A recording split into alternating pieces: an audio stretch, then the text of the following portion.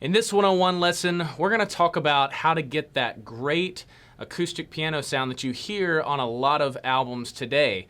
If you're listening to Hillsong, Jesus Culture, Carrie Job, any of those, then you know that this acoustic piano that you hear has a lot of reverb on it, and there's this shimmer effect, which means it's got this really high pitch kind of sound tied to it. And so in the example that you just listened to, you heard a little bit of a Hillsong tune as well as a Carrie Job tune, and both of those had a lot of reverb tied to it. It's got that shimmer effect, but it still has that great acoustic piano sound. And so in this one-on-one lesson, we're going to talk about how to combine these different layers, different effects and plugins in order to get that great sound that you're looking for. And if you want to, you can spend money on some great piano samples, but if you don't want to have to do that, there are actually some free options out there that we'll talk about as well. So that's what we're going to look at today in this one-on-one lesson on how to get that great acoustic piano sound.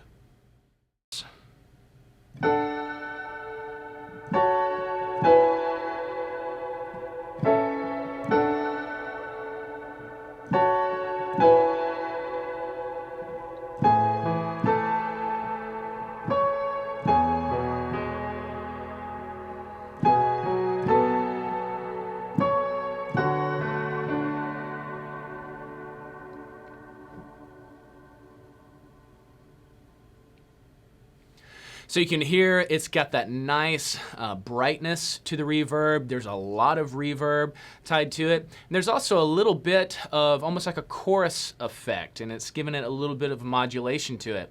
Now another thing that you can do with this is, because this is a sampled reverb, it's not a reverb that's built into main stage where you're running this dry signal through it. This is actually samples that you're listening to.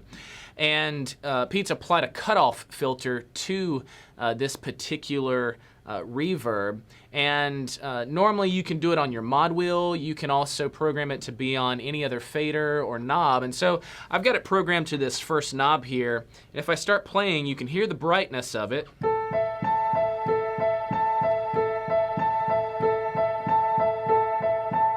Notice how dark it gets.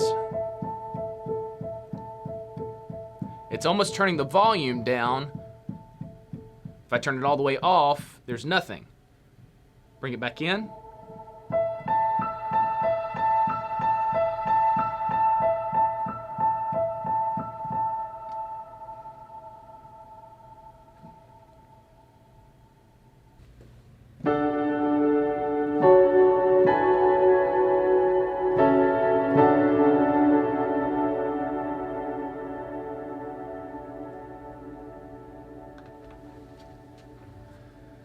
So you can hear that that's got a great reverb sound to it, but it still doesn't have that shimmer.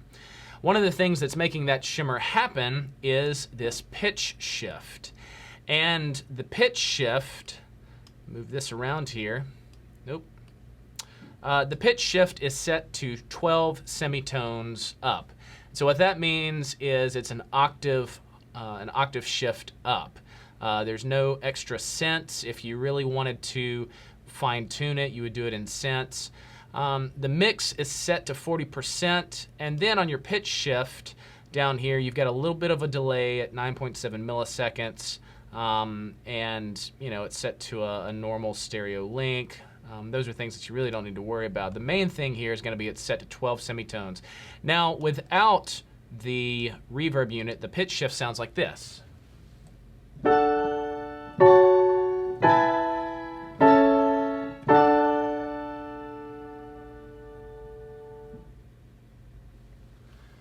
So you can hear that doesn't sound the greatest by itself. It's got very much of just kind of a weird personality to it, especially when you play down on the lower end.